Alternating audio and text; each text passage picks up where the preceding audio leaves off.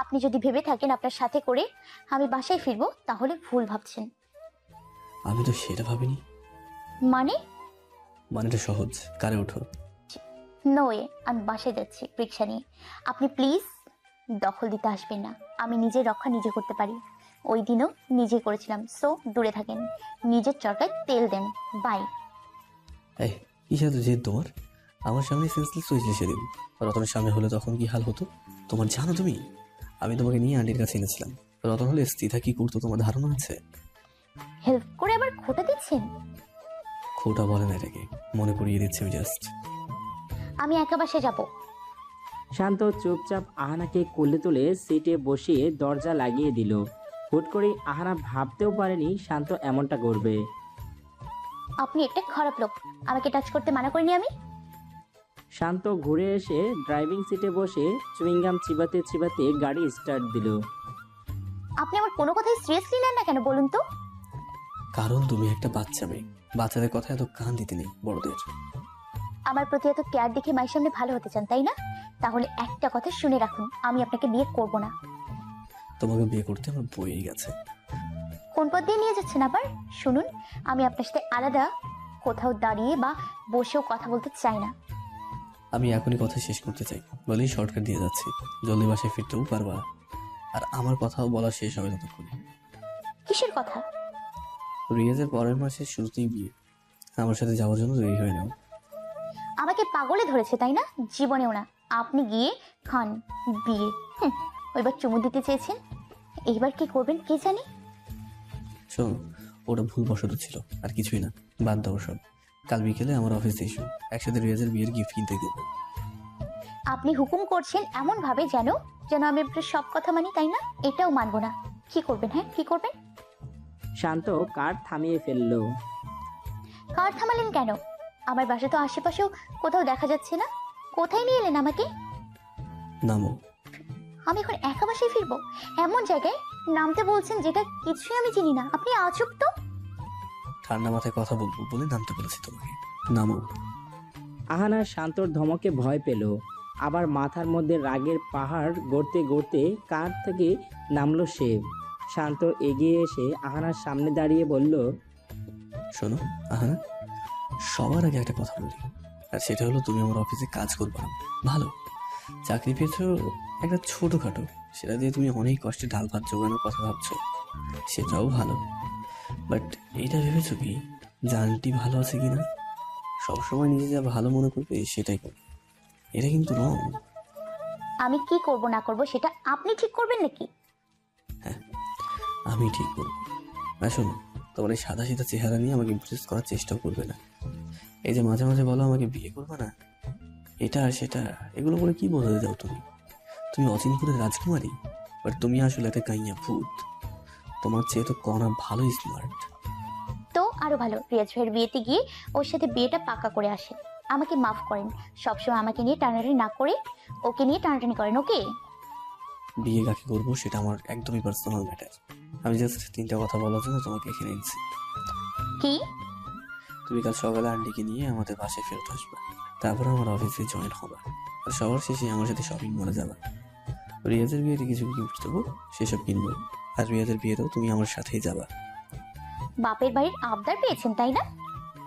তুমি হয়তো জানো না আমি মজনু আঙ্কেলের বিপক্ষে একটা কেস লড়ছি, তাও তোমাদের বাড়ি গাড়ি ফেরত আনার উদ্দেশ্যে। So, তুমি ভেবে দেখো তুমি কি চাও। আমি আজ অফিস থেকে ফেরার সময় তোমাদের বাসায় গিয়েছিলাম। বাসার অবস্থা তো অনেক খারাপ। ওরকম একটা পরিবেশে তুমি আন্টিকে রেখেছো জাস্ট তোমার জেদের বসে। How cheap you are. আমার মা যদি বলে তোমার মতো একটা মেয়েকে বিয়ে করতে, তো আমি হাসতে হাসতে আমি সেটা তো রাজি হয়ে যাব। জঘন্য কাজটা করতে আমি রেডি হয়ে যাব, কারণ আমি আমার মায়ের মুখের হাসির দায়িত্ব নিয়েছি সেই দিন থেকে, যেদিন তার হাসির মেইন কারণ আমার বাবা পৃথিবী ছেড়ে চলে গেছিলেন। আর তুমি তুমি তোমার জেদ পূরণ করতে গিয়ে তোমার মাকে এত কষ্ট দিচ্ছ। আমার সাথে শত্রুতা না হয়ে বুঝলাম, বাট আন্টির সাথে কি শত্রুতা তোমার? আহানার চোখ দিয়ে পানি বেয়ে পড়তেছে অনবরত। তারপর চোখ মুছে শক্ত হয়ে এসে বলল, আমার কারোর সাথে শত্রুতা নেই। আমি এমন একটা মেয়ে যে বিনা পরিশ্রমে কোনো টাকা সাহায্য নিতে চাই না কারোর থেকে। আমি চাই আমার মা ভালো থাকুক, ভালো কাজের টাকা দিয়ে। এক মিনিট, আমি আন্টিকে আমাদের বাসায় রাখবো, এটাতে খারাপই কি দেখছো তুমি? আমার মা অন্যের বাড়িতে কেন থাকবে? এই চিন্তা ভাবনা তোমার অনেক খারাপ। এই লজিক ওঠাতে গিয়ে তুমি এটাই এই চিন্তা ভাবনা তোমার অনেক খারাপ। এই লজিক ওঠাতে গিয়ে তুমি এটাই ভুলে গিয়েছো যে আন্টি সেখানে ভালো আছেন নাকি নাই। আর তুমি তো তোমার জেদ এত বেশি যে তুমি নিজেও না খেয়ে থাকতে পারবে, আর আন্টিকেও না খাইয়ে রাখবে। এত জেদ তোমার। ব্যাস, একটা কথাও না, অনেক বলেছেন। আমাকে আমার মতো থাকতে দিন না। আমার মায়ের ভালো খারাপ আমাকে বুঝতে দিন। শান্ত এগিয়ে এসে আহানার দু কাঁধ চেপে ধরে কাছে এনে বলল, কিসের ভালো খারাপ? আমি তো সবটাই খারাপ দেখি। তুমি ইচ্ছে করে আন্টিকে কষ্ট দিচ্ছ। আমার মাকে যিনি বুবু ডাকে তাকে তুমি কষ্ট দিচ্ছ। যে ছোটবেলায় আমার জন্য সোয়েটার বানাতে গিয়ে হাতে বড় সুই ঢুকিয়ে ফেলেছিল, সেই আন্টি মনিকে কষ্ট দিচ্ছ তুমি। আহানা ছলছল চোখে তাকিয়ে বলল, সেই মহিলাটি আমার মা, আমার অধিকার সবচাইতে বেশি। তোমার মা বলে তুমি যা নয় তাই করবে? আমি তো তা হতে দিতে পারি না। আন্টি নিজে আজ মাকে ফোন করে কেঁদেছে, আমার সামনে বসে কেঁদেছে। আমি এটা আর হতে দিতে পারি না। ব্যাস, তুমি আমার কথা সোজা সাপটাই বোঝো, আর আমি কাল গিয়ে আন্টিকে দিয়ে আসবো। আহানা হাতের দিকে তাকিয়ে চোখের পানি ফেলতে ফেলতে বলল, আপনার কথা হবে, হাত ছাড়ুন। আমি না হয় আসলাম না, কিন্তু মা আসবে। শান্ত আহানার হাত ছেড়ে দিল। তারপর কিছু দূর গিয়ে থেমে বড় একটা নিঃশ্বাস ফেলে নিচু সুরে বলল, আন্টি তোমায় ছাড়া থাকবে না, তুমি সহ আসবে। আহানা চিৎকার করে বলল। আপনি কি চান বলুন তো? আহানার কথার জবাব না দিয়ে শান্তর সামনের দিকে তাকিয়ে আছে। লম্বা লম্বা সবুজ ঘাস বাতাসে নড়তেছে, শীতল হাওয়া এসে গায়ে লাগে। বারবার দূর দূরান্তের মানুষ দেখা যায় না, নির্জন একটা এলাকা। আহানা যখন বলে কি চান, তখন নিজের মনের ভিতরে কি চলে তা যদি সে দেখতো, তাহলে সে কখনো এটা জিজ্ঞেস করতো না। আমি ওর সাথে একবার ভুলবশত জোর করতে গিয়ে অনেক বড় ভুল করেছি। সেদিন চড়ের জন্য না চরিত্রহীন অ্যাওয়ার্ডটা খারাপ লেগেছে অনেক। তবে আহানাকে আমার ভালো লাগে না, আবার তাকে ছাড়া একটা দিনও ভালো লাগে না। আজও অনুভূতি। কবিরা বলবে এটা ভালোবাসা, তবে আমি মানি না। ওকে ভালোবাসতে কেন যাবো আমি? কি আছে ওর মধ্যে? সাজগোজের মধ্যে কপালে চেটি, এত কিছুই না। না ক্রিম, না পাউডার, না কোনো ভালো ড্রেস। সবসময় হালকা রঙের থ্রি পিস পরে থাকে, গলায় ওড়না ঝুলিয়ে চুলগুলো সামনে দিয়ে রাখে, হাতে জামার সাথে মিলিয়ে এক ডজন চুড়ি সবসময় থাকে। তারপরে ওকে দেখলে মনে হয় সে আমার মায়ের পরে সবচাইতে আপন মানুষ, যার সামনে আমি ওপেন বুক। সে আমাকে পড়ে দেখতে পারবে। সে যদি নিজ থেকে এসেও জড়িয়ে ধরে আমাকে, হয়তো আমি তাকে বাধা দেওয়ার শক্তি পাবো না। হ্যাঁ, এটা অবশ্যই ভালোবাসা নয়। এই লোকটা আমাকে কখনো সম্মান দেয়নি, দেবেও না, জানি। লোকটা খুব খারাপ। এরকম খারাপ চরিত্রের লোক আমি আর দেখিনি। অথচ কেয়ার করার সময় ঠিকই করে, আবার মুহূর্তেই ধাক্কা দিতেও পিছু পা হবে না। আমি বুঝি না আসলে সে চায়টা কি। আমাকে তো ভালো টালো বাসে না, সব বলে দিলে হয়। তাহলে এসবের মানে কি? আমি একা বের হলে তার কি যায় আসে? এত বছর পর আবার তার সাথে বান্দরবনে দেখা হয়েছিল। সেদিন থেকে একদিক দিয়ে বাঁচাচ্ছে তো আরেক দিক দিয়ে অপমান করছে। এত অপমান করছে যে তাকে শুধু ঘৃণা করতে ইচ্ছে করে আমার। আর আমিও কেমন যেন হয়ে গেছি। সেদিন কি দরকার ছিল ওনার ক্ষেতে মলম লাগানোর? আমি ওনাকে ভালোবাসি না, পছন্দ করি না, কিছুই করি না, ঘৃণাও করি না। ছোটবেলায় কি হয়েছে না হয়েছে সেটা আগের কথা। এখন এসব ভেবে লাভ আছে? দয়া করবে বলে কি মাথা কিনে খাবে আমার? না, এটা কোনো মতেই ভালোবাসা নয়, অন্য কিছু হতে পারে। কি হলো? কারে এসে বসো, ইনভাইট করতে হবে নাকি? দরকার নেই। আহানা দরজা খুলে ভিতরে ঢুকতে গিয়ে প্লাজোর সাথে পা লেগে ধুম করে কারের ভিতরে এসে শান্তর উপরে গিয়ে পড়ল। সে একদম শান্তর গায়ের উপরেই পড়ল। শান্ত চুপ করে আছে, একটাও কথা বের হচ্ছে না ওর মুখ দিয়ে, কারণ ওর ঠোঁটজোড়া আহানার মাথার চুলে ডুবে আছে। আহানা কোনো রকম ঠিকঠাক হয়ে বসে বলল, সরি। It's okay. শান্ত আহানাকে ওদের বাসায় নামিয়ে দিয়ে আবার চলে আসলো বাসায়। আহানা জানালার গ্রিল ধরে চুপ করে আছে। মাকে বললেই মা রাজি হয়ে যাবে শান্তদের বাসায় থাকার জন্য, কিন্তু ওর মন যে মানছে না। এভাবে অন্যের ঘরে থাকা একদম পছন্দ না ওর। মায়ের দিকে চেয়ে দেখলো মা বসে বসে ঝিমুচ্ছেন। মন খারাপ তার, কি জন্য মন খারাপ তা জানে না।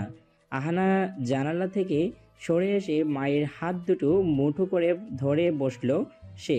তারপর নরম গলায় বলল, মা, কাল সকালে আমরা শান্তদের বাসায় যাব। এখন থেকে সেখানেই থাকবো। আন্টি নাকি তোমার আর আমার জন্য সারাদিন মন খারাপ করে থাকেন। মায়ের মুখের ভাবগতি মুহূর্তেই বদলে গেল। একগাল হাসি দিয়ে বললেন, সত্যি? হ্যাঁ। তাহলে তোর ওই দোকানের চাকরিটা ছেড়ে দে। এখন থেকে তোর তো আর আমাদের বাসা ভাড়ার দরকার পড়বে না। দেখি কি করতে পারি। আহানা আর কিছু বলল না। কাঁথাটা টেনে একপাশে শুয়ে পড়েছে সে। পরের দিন অনেক সকাল হয়ে গেল, এখনো আরামসে ঘুমাচ্ছে আহানা। তার ইচ্ছা ছিল ওই বোরিং চাকরি আর করবে না, তাই সে মন দিয়ে ঘুমাচ্ছে। সকালে উঠে চাকরিতে যাওয়ার ওর আর কোনো চিন্তাই নাই, খালি ঘুম আর ঘুম। হুট করে গালের মধ্যে কে যেন চিমটি কাটলো। না, কে চিমটি কাটবে আবার? হয়তো পিঁপড়া হবে। আহানা হাত পা ছড়িয়ে আবারও গভীর ঘুমে তলিয়ে গেল। কিন্তু না, কিছুক্ষণ বাদে আবারও সেই চিমটি কাটলো, কিন্তু এবার গালে না, একেবারে হাতে। আহানা লাফ দিয়ে উঠে বসতেই দেখলো একজন সুদর্শন পুরুষ তার সামনে দাঁড়িয়ে আছে। শক্ত চোখে তাকিয়ে, পরনে কালো শার্ট, কালো জিন্স, হাতে কালো ঘড়ি। আহানা ওর পা থেকে মাথা পর্যন্ত ঢ্যাপ ঢ্যাপ করে দেখে যাচ্ছে। সে যে স্বপ্ন ছেড়ে বাস্তবে তা সে জানে না। হাত উঁচু করে ভাঁজ করে তার উপর হাত রেখে হাতের উপর থুতনি বসিয়ে মুগ্ধ হয়ে সে শান্তকে দেখে যাচ্ছে। শান্তর বুঝতে বাকি নেই যে আহানা জেগে জেগে স্বপ্ন দেখছে। তা না হলে শান্তকে দেখলেই তার গায়ে জ্বালা দেয়, আর সে কিনা মুচকি হেসে তাকিয়ে আছে। পাক্কা 3 মিনিট ধরে শান্ত হাত বাড়িয়ে আহানাকে ধরে এক ঝাঁকুনি দিল। আহানা ঝাঁকুনি খেয়ে চোখ ডলে বুঝলো এটা সত্যি। তারপর ওড়নাটা হাতে নিয়ে বিছানা থেকে নেমে বলল, আপনি এখানে এই সময়? তো কাল রাতে কি কথা হয়েছিল? সকাল সকাল আমার বাসায় আন্টিকে নিয়ে ফেরত আসবে। তো কয়টা বাজে?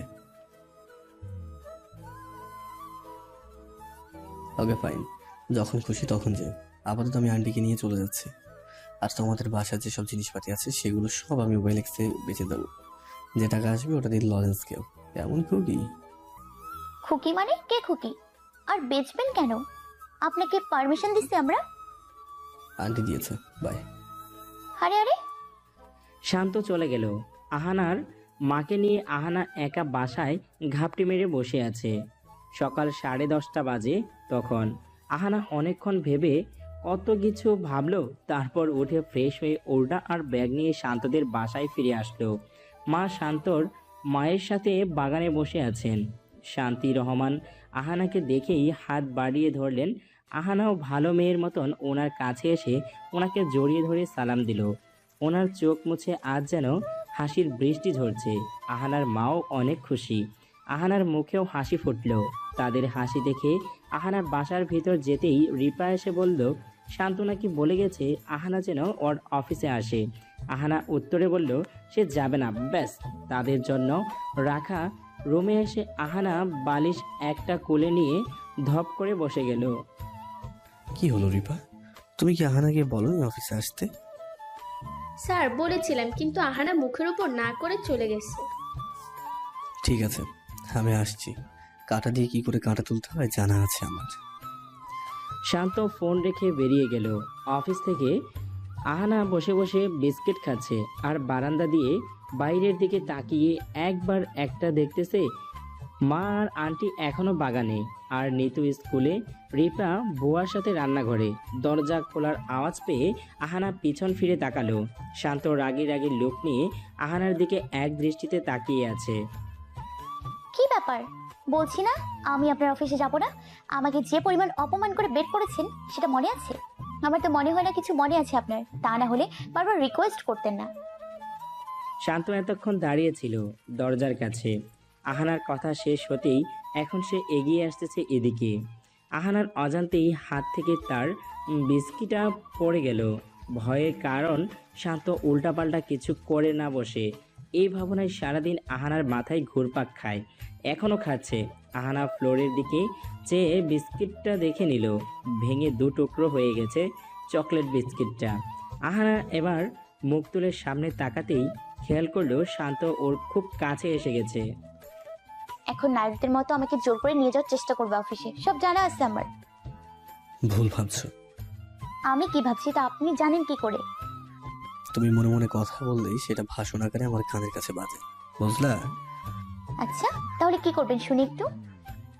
তোমার সব টিউশনি বন্ধ করার দায়িত্ব শুধুই আমার। মানে মানে কি? আপনি কি করবেন? করবেন না? বলো কি করেছি। কি করছেন? আমি চিত্রা, সিয়ার, রিপার, বোন, রুনা সবার বাসার অ্যাড্রেস তোমার মায়ের কাছ থেকে নিয়ে নিয়েছি। তারপর? তারপর নাথিং। তুমি কি চাও সেটা বলো। আমার সাথে আমার অফিস যাবা, নাকি আমি তোমার টিউশনি খাবো? মগের মূল্য কার কি? বললেই হয়ে গেল নাকি? হ্যাঁ, কি করবেন আপনি? হ্যাঁ, কি করবেন? শান্ত হেসে দিয়ে বিছানায় বসলো, পায়ের উপর পা তুলে। তারপর আহানার দিকে তাকিয়ে বলল, বেশি কিছু না, শুধু বলবো আহানা আমার উড বি ওয়াইফ। ওদের বাসায় গিয়ে গিয়ে টিউশনি করায়, কেমন এটা দেখায় না? আপনি প্লিজ নিজ থেকে আহানাকে মানা করে দেন। ও কিছুতেই মানছে না। আমার তো ইনাফ টাকা পয়সা আছে, তাহলে আমার ওয়াইফ কেন এত কষ্ট করবে বলুন তো? আহানা ভ্রু কুঁচকে বলল, আপনার এত মাস্টার মাইন্ডের প্ল্যানটা সলভ হবে, দেখি। তোমার আর আমার ছবি আন্টিকে দেখানোর প্ল্যান কিন্তু সাকসেস হয়েছিল। আহানার এবার কলিজা কাঁপতেছে, ঢোক গিলে বলল, আপনাকে আমি ভয় পাই নাকি? জানতাম এমনটাই বলবে। দেখো, তোমার মনে হয় ফোন বাজছে, গিয়ে ধরো। আহানা পা টিপে টিপে টেবিল পর্যন্ত গিয়ে ফোন ধরলো। সে আর আম্মুর কল। হ্যালো আন্টি, আসসালামু আলাইকুম, কেমন আছেন? ওয়ালাইকুম আসসালাম। তুমি এটা ঠিক করনি আহানা? কি মানে বুঝলাম না। বিয়ে করলা আর একটিবার দাওয়াতও দিলে না। না তো, আমি বিয়ে করিনি। হয়েছে হয়েছে, আর বলতে হবে না। যাক, যেটার জন্য ফোন করেছিলাম শোনো, তুমি নাকি লজ্জার কারণে বলতে পারো না যে আর পড়াবা না, তাই আমি বলছি আর পড়াতে হবে না। অনেক কষ্ট করেছো এতদিন, এবার একটু সুখ করো স্বামীর টাকায়, কেমন? শেয়ার জন্য নতুন টিচার অলরেডি খুঁজেও নিয়েছি আমরা। ব্যাস, শিয়ার আম্মু কল কেটে দিয়ে পৃথিবীর শেষ সীমানায়। আহানা গাল ফুলিয়ে শান্তর সামনে এসে বলল, আপনাকে এত বড় মিথ্যে কথা বলতে কে বললো? আপনার এত সাহস? আবার টিউশনি একটা বাদ দিয়ে দিলেন। শান্ত হেসে বলল, সবে তো একটা, এখন আরো আছে। আপনি আমাকে এত এত অপমান করলেন, তারপরেও আমি কি করে আপনার অফিসে যাই? আমাকে ধাক্কা মেরে বের করে দিয়েছিলেন, মনে আছে? আহানা কেঁদে দিয়ে চোখ মুছতে মুছতে বলল, এটাও বলেছিলেন আমি নাকি আর চাকরি পাবো না কোথাও, কিন্তু আমি তো পেয়েছি। আপনার কথা ভুল প্রমাণিত করেছি।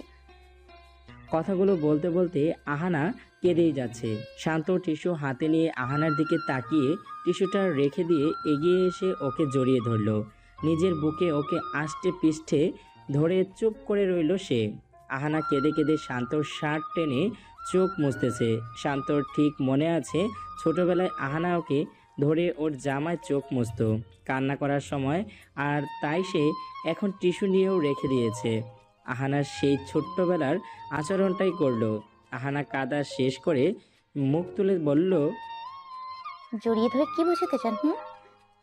এই যে আমি তোমাকে ইচ্ছে করে অপমান করিনি, তুমিই দায়ী। আমি তাই? সোজা কথায় হ্যাঁ বলো না কখনো, বললেই তোর কথা শুনতে হতো না। আহানার মুখ বাঁকিয়ে পাশে তাকাতেই চোখ পড়ল তার আয়নায় সে শান্তকে জড়িয়ে ধরে রেখেছে। এটা দেখেই চোখ বড় করে দৌড়ে সরে দাঁড়ালো সে। শান্ত হালকা একটা কাশ দিয়ে বলল, ওকে ওকে, আই এম সরি, এবার তো চলো। আহানা ভ্রুকুচকে বলল, আমাকে ছোবেন না। হোয়াট এভার, চলো এখন। আহানা খুশি খুশি শান্তর পিছন পিছন আসতেছে। শান্ত ওকে সরি বলেছে, এটার চেয়ে খুশি আর কিচ্ছু হতে পারে নাকি? তার এখন মন চাচ্ছে আকাশে উঠতে। মা আর শান্তি রহমান তো রীতিমতো অবাক। শান্ত আর আহানা কিনা বিনা ঝগড়ায় একসাথে কারে করে কোথায় যেন চলে গেল। শান্তি রহমান তো আহানার মায়ের হাতে হাত রেখে এক গালি হাসি দিয়ে গেটের দিকে চেয়ে আছেন। তুমিই বলো কি গিফট করা যায়। বাজেট কত? ব্যাপার না, যেটা পছন্দ হবে সেটা নেব, বাট টাকাটা ব্যাপার না। আমার বেস্ট ফ্রেন্ড রিয়াজ, নওশাদ আর সূর্য 1-2-3 লাখ বাজেট। কি? শান্ত কার থামিয়ে ফেলল, তারপর বলল, কি চিৎকার করো কেন? এত টাকা দিয়ে কি করবেন? সেটাই তো ভাবছি কি কিনবো। তুমি বলো তাহলে সেই অনুযায়ী শপিং মলে যাবো। নওমি আপুকে কালার নেকলেস টাইপের কিছু দিয়ে। না, আমি এঙ্গেজমেন্টের দিন দিয়েছিলাম, তাই এখন ভিন্ন কিছু দিতে যাচ্ছি। তাহলে এক কাজ করেন, টিভি, ওয়াশিং মেশিন বা মাইক্রোওভেন এসব কিনে দিতে পারেন। কেমন, এসব তো রিলেটিভরা ওকে দেবেই। তুমি কিছু বলো। আইডিয়া, কি?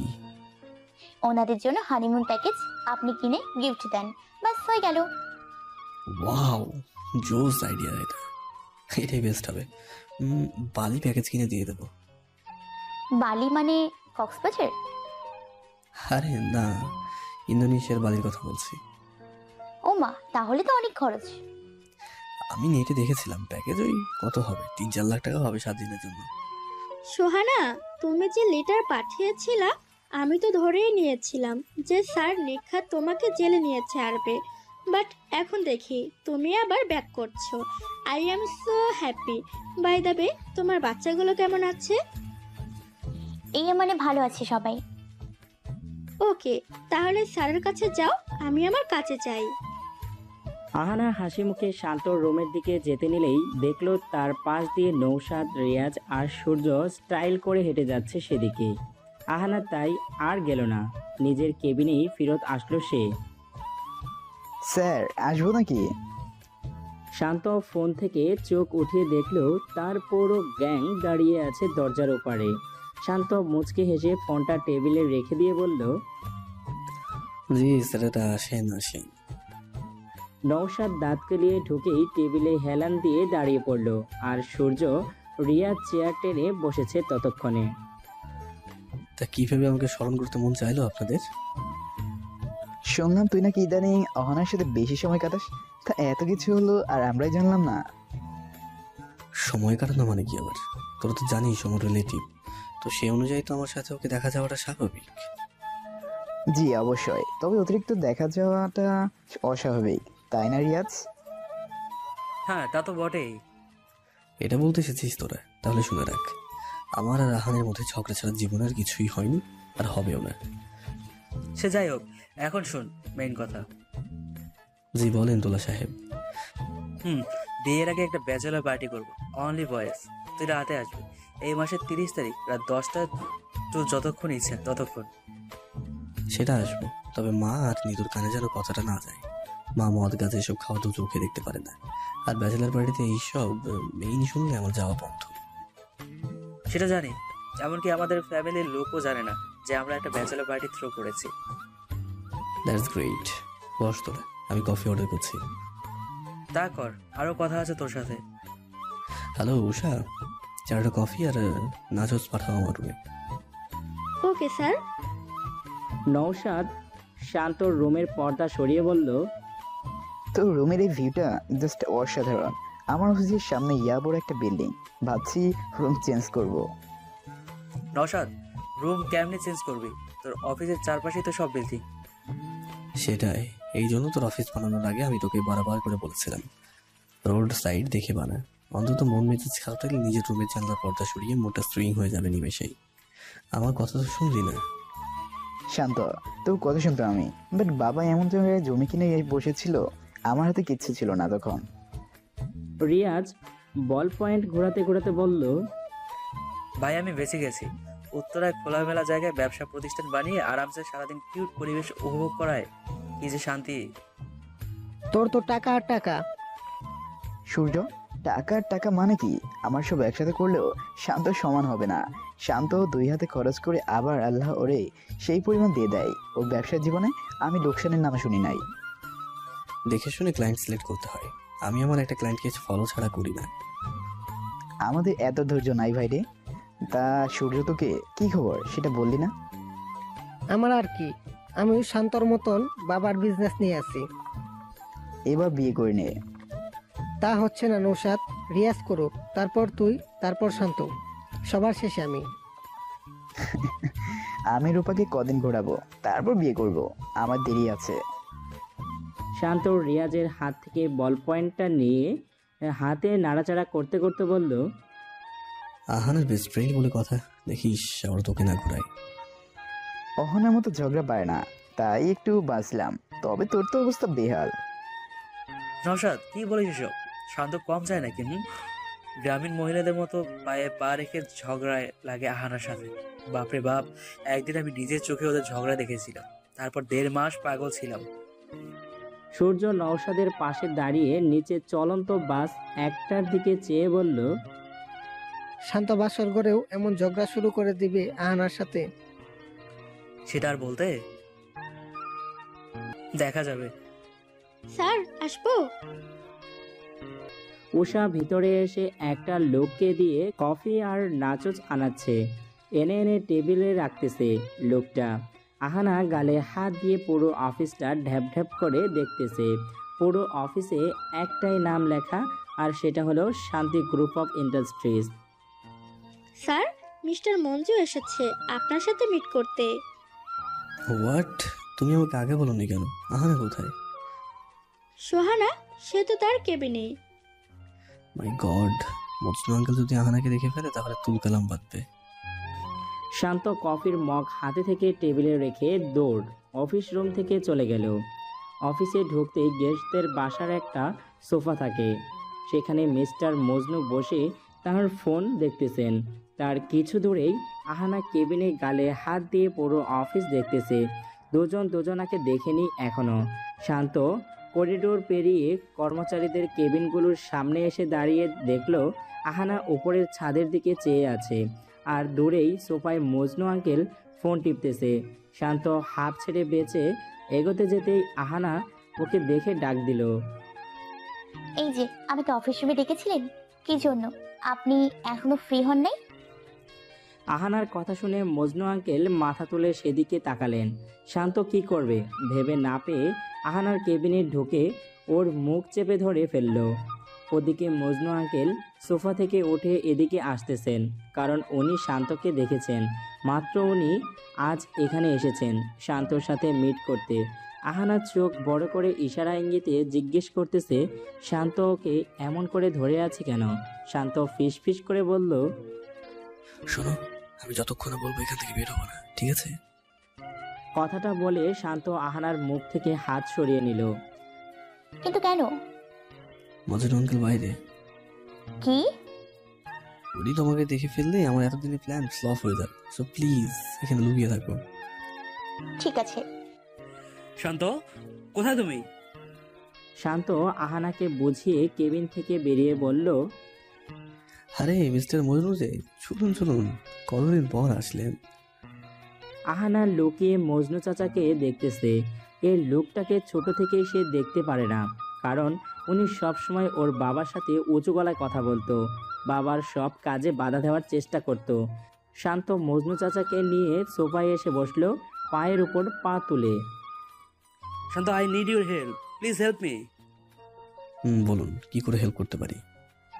কোথাও একটা লোক আমাকে নিয়ে কেস করেছে যে আমি 7 বছর আগে কার না কার সম্পত্তি আত্মসাৎ করেছি, যার কারণে সে ওই সম্পত্তি ব্যাগ দেওয়ার জন্য উঠে পড়ে লেগেছে। আমার যতদূর মনে আছে ওই সম্পত্তি আমার মৃত ভাই আয়াতের, সে আমার নামে করে দিয়েছিল। তাহলে এখন কার এত সাহস আমার বিরুদ্ধে কেস করে? যিনি মারা গেছেন তার কোনো ছেলে ছিল নাকি? আরে না, ছিল একটা মেয়ে। সেই মেয়ে এখন কোন চলে গেছে, আমার কি? তার এত সাহস হবে না।